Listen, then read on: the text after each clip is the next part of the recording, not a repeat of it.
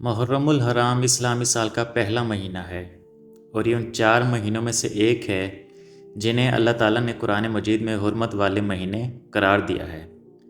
محرم کا مطلب ہی محترم یا حرمت والا ہے۔ جن 4 مہینوں کا قرآن پاک میں ذکر ہے ان میں ذی القعدہ، ذی الحج، محرم اور رجب ہیں۔ محرم ان میں شامل ہے۔ ان مہینوں میں ظلم، جنگ اور گناہ کے کاموں سے سختی سے منع کیا گیا ہے اور نیکیوں کا ثواب ان مہینوں میں بڑھا دیا جاتا ہے۔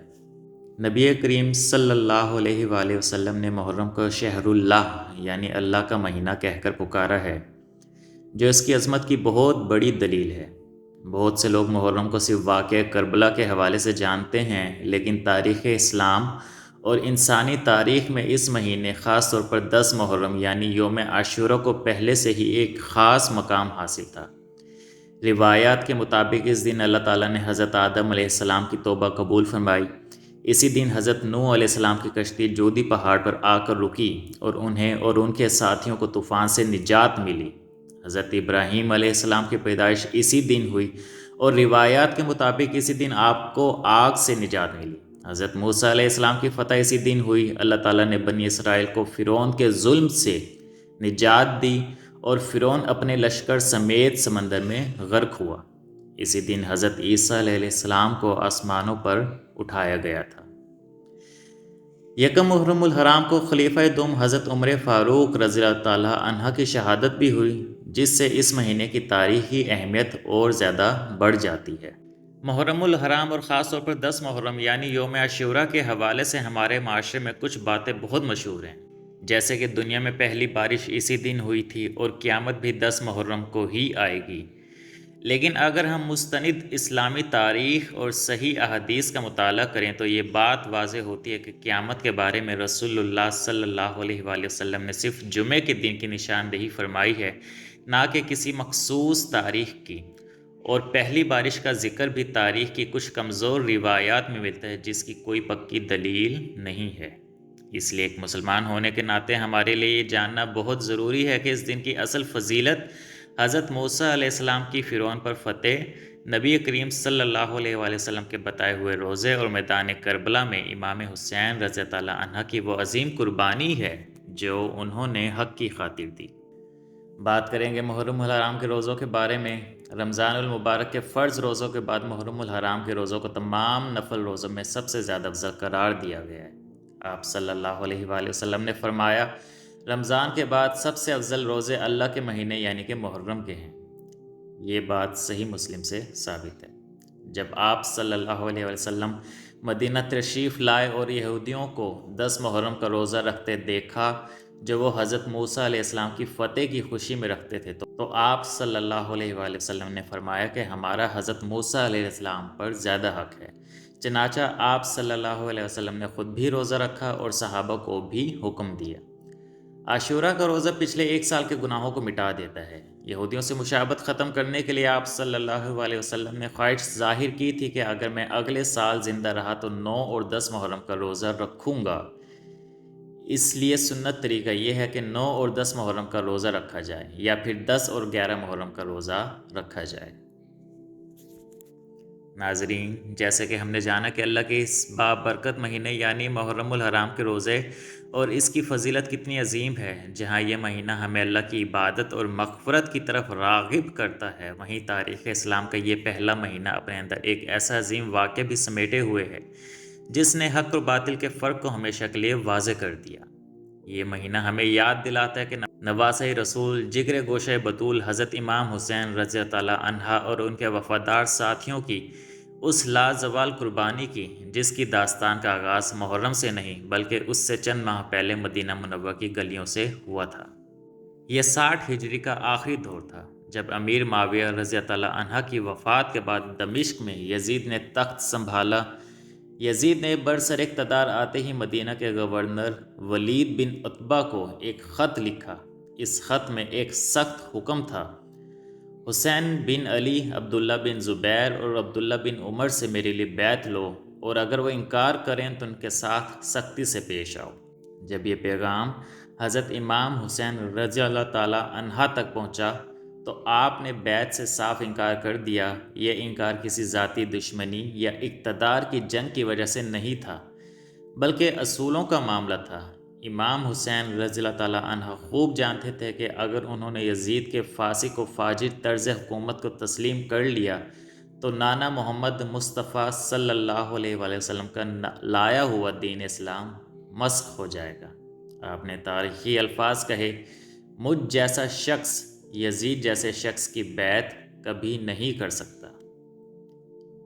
حالات اس قدر کشیدہ ہو چکے تھے کہ مدینہ منورہ کی زمین پر امام علی مقام کے لیے رہنا مشکل کر دیا گیا۔ 28 رجب 60 ہجری کی وہ تاریخ 28 رجب 60 ہجری کی وہ رات تاریخ کبھی نہیں بھول سکتی، جب امام حسین رضی اللہ تعالیٰ عنہ اپنے ننھے بچوں، مستورات اور اہل بیت کے مختصر قافلے کے ساتھ اپنے نانا کے شہر مدینہ منورہ سے رخصت ہونے لگے۔ اپنے نانا کے روضہ اقدس پر حاضر ہو کر آپ نے الوداعی سلام پیش کیا۔ وہ شہر جہاں آپ کا بچپن گزرا تھا اسے دین کی بقا کے لیے چھوڑنا پڑ رہا تھا۔ مدینہ سے نکل کر شعبان کے مہینے میں ایک قافلہ مکہ مکرمہ پہنچا۔ مکہ کی پرامن فضاؤں میں جب لوگوں کو معلوم ہوا کہ نواسۂ رسول تشریف لا رہے ہیں تو ہر طرف خوشی کی لہر دوڑ گئی۔ اسی دوران عراق کے شہر کوفہ کے لوگوں کو جب یزید کی حکومت و امام حسین کے مکہ آنے کا پتہ چلا تو انہوں نے امام علی مقام کو سینکڑوں بلکہ ہزاروں خطوط لکھنا شروع کیے۔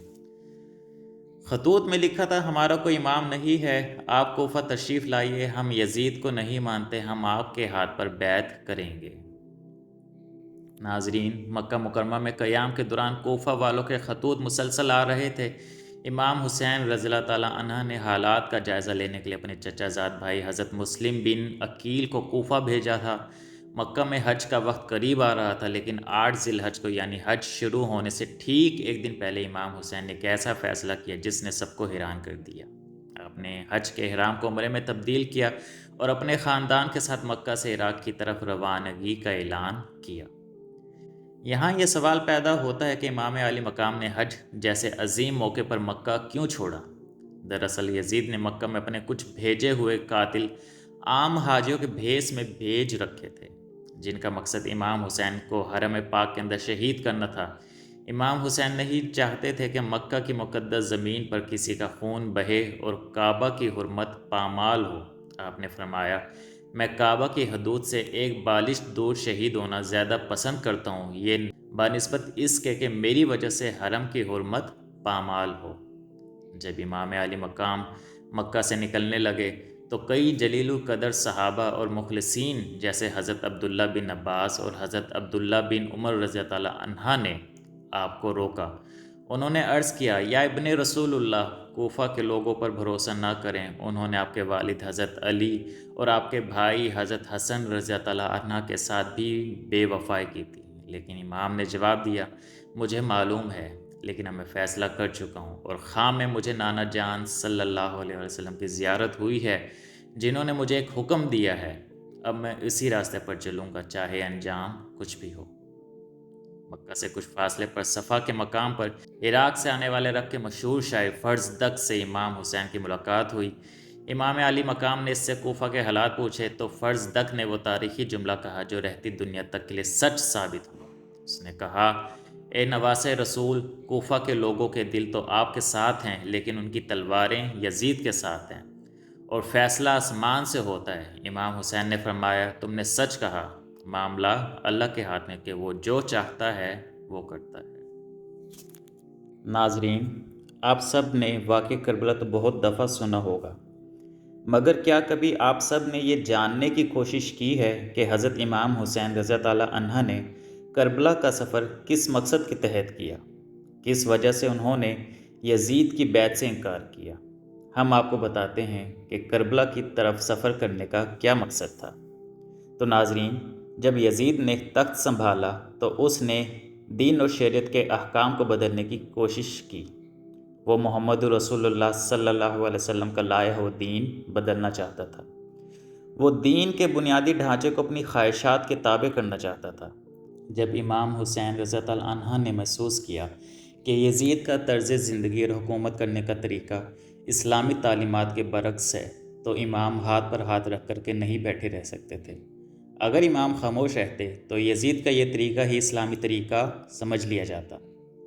امام حسین کا یزید سے ملنے یا بات کرنے کا مقصد مذاکرات نہیں تھا، بلکہ حق کا اظہار تھا۔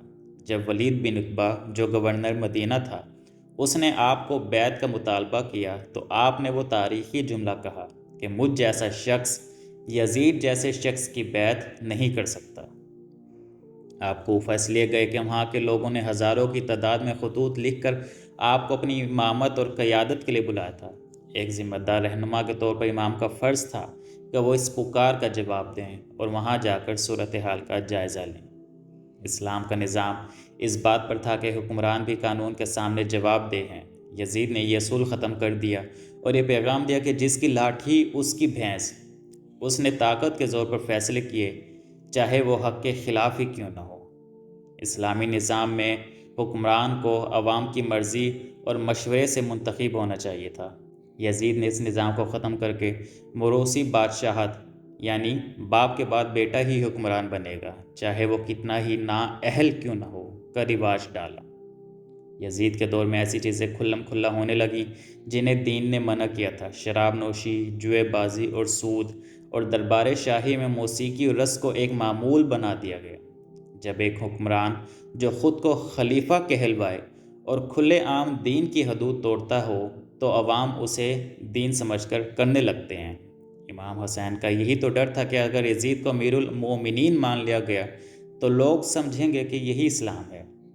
ناظرین، اگر امام حسین اس وقت یزید کے ہاتھ پر بیعت کر لیتے تو تاریخ یہ لکھتی، اسلام کا مطلب ظلم، شراب نوشی اور جبر ہے۔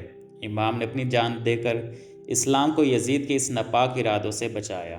آپ نے فرمایا، میں سر تو کٹا سکتا ہوں، کنبہ لٹا سکتا ہوں، مگر دین کو اس کی اصل سے ہٹنے نہیں دے سکتا۔ آج امام کی وجہ سے ہی اصل دین محمدی ہم سب تک پہنچا ہے اور یہ قیامت کی صبح تک ایسے ہی رہے گا۔ اسی وجہ سے امام نے کربلا کی طرف سفر اختیار کیا۔ ناظرین اکرام، واقعہ کربلا کی اس سیریز کو ہم 6 ایپیسوڈ میں آپ تک پہنچائیں گے۔ اگلی قسط میں ہم انشاءاللہ امام حسین رضی اللہ عنہ کی کربلا آمد اور حضرت مسلم بن عقیل رضی اللہ عنہ کی شہادت پر بات کریں گے۔ اگر آپ کو یہ ویڈیو پسند آئی ہو تو اسے لائک کر دیں، شیئر کر دیں، ہمارے چینل نور الہدایہ کو سبسکرائب کر دیں۔ اپنا بہت سارا خیال رکھیے گا اور ہمیں دعاؤں میں یاد رکھیے گا۔ اللہ حافظ۔